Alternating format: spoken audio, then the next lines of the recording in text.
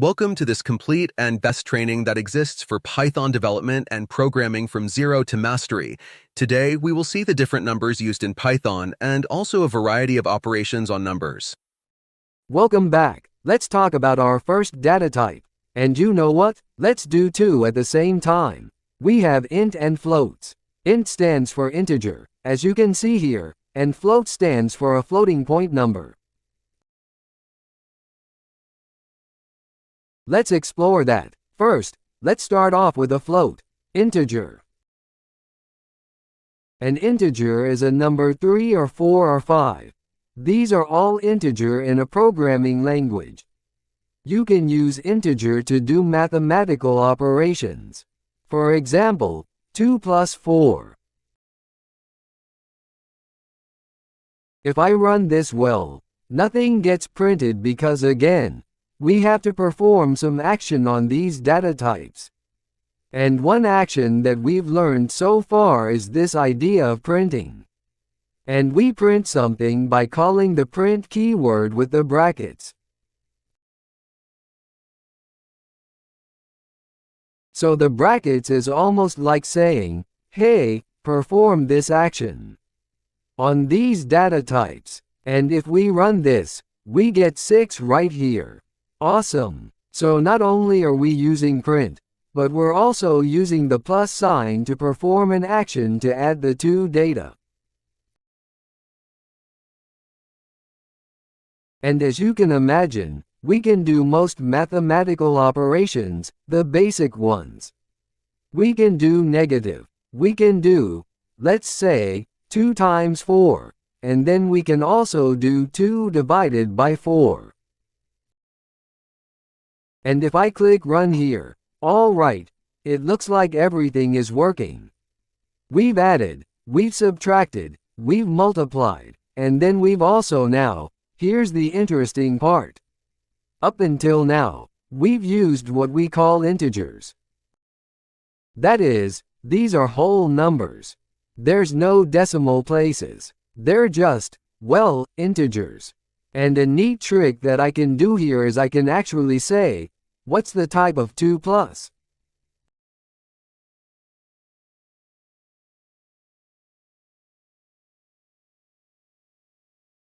If I click run here, alright, let's decipher what just happened. I've taught you another action that we can perform, which is something called type, which tells us what data type is this. And just like in math, we go bracket by bracket.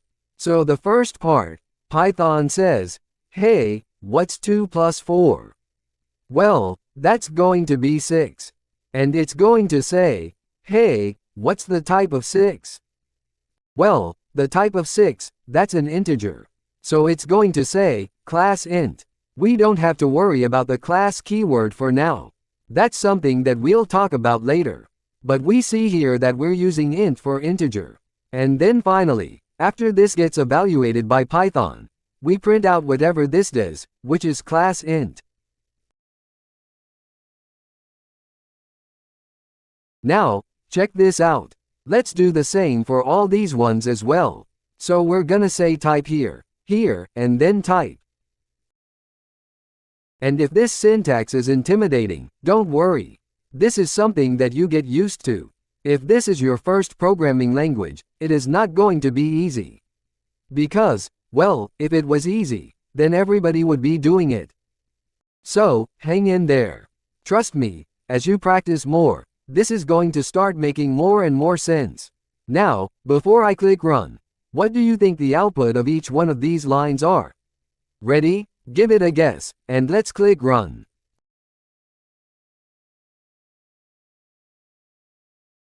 Alright, we got int for 6, we have -2 here, which is also an integer, we have 8 here, which again, is also an integer.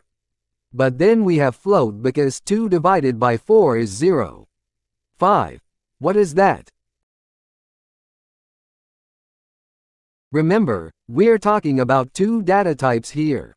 We're talking about int and float is what we call a floating point number. A floating point number is simply a number with a decimal point. In our case, this is 0.5, is floating.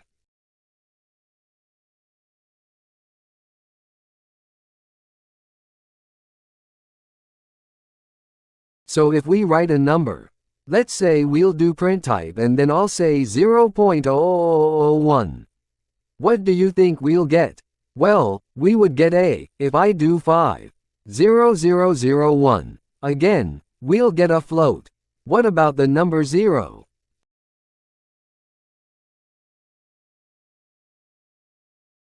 If I click run, I get an int because, well, there's no decimal points.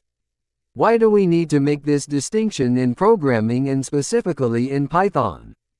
Well, it's because a float takes up actually a lot more space in memory than an integer, right?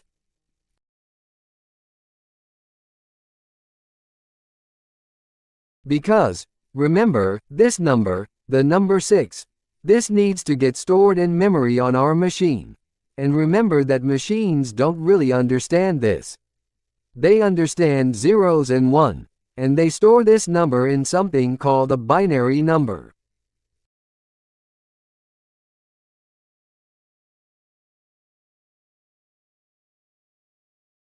Now, the problem is when you have a decimal places. Like 0. Or let's do 10.56. It's hard to represent that in a binary number zeros and ones because of this point. So a floating point number essentially stores these numbers in two different locations. One for the 10 and one for 56. We don't need to get technical here, but that's the idea.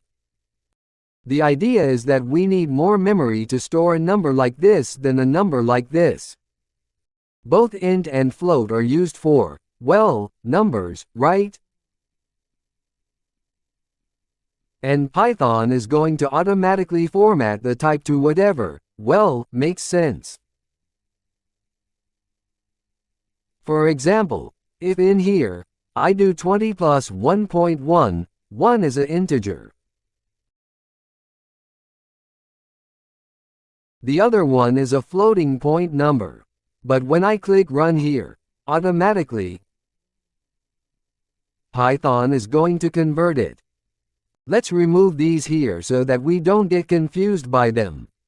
So if I run this, we see that this whole expression is converted into, well, a float.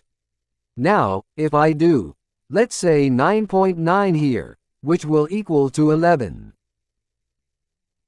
And I click run. These two floats add up to while still a floating point number. Because if I remove the type from here and I click run, it gives me the result 11.0. It keeps the floating point numbers. But at the end of the day, what we care about is that Python works the way we expect it to. That is, we can do mathematical operations. As a matter of fact, we can do a few other things as well. There's also this idea of the double multiply. So this means to the power of, so 2 to the power of 2. Well, that's going to equal 2 to the power of 3 is going to equal 8. We also have the double. We also have the double divide. That is, we can do 2 divided by 4, but then we use 2 slashes here. If I click run here, I get 0.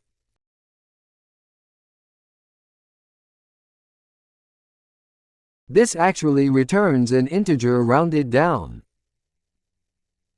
If I do 3 divided by 4, I get 0. But if I do 5 divided by 4, I get 1. This gets rounded down to an integer. Finally, the last operator that we're going to learn about is called modulo, and it looks something like this. If I do 5 modulo, which is the percent sign divided by 4 or modulo 4, if I run this, I get 1.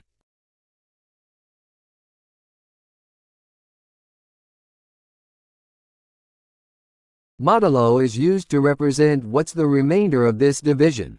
So if I divide 5 by 4, the remainder of this division will be 1. If I do 6 divided by 4 with modulo and I run, I get 2. 2 is the remainder of 4. Alright, let's take a break and learn a little bit more about these numbers in the next video.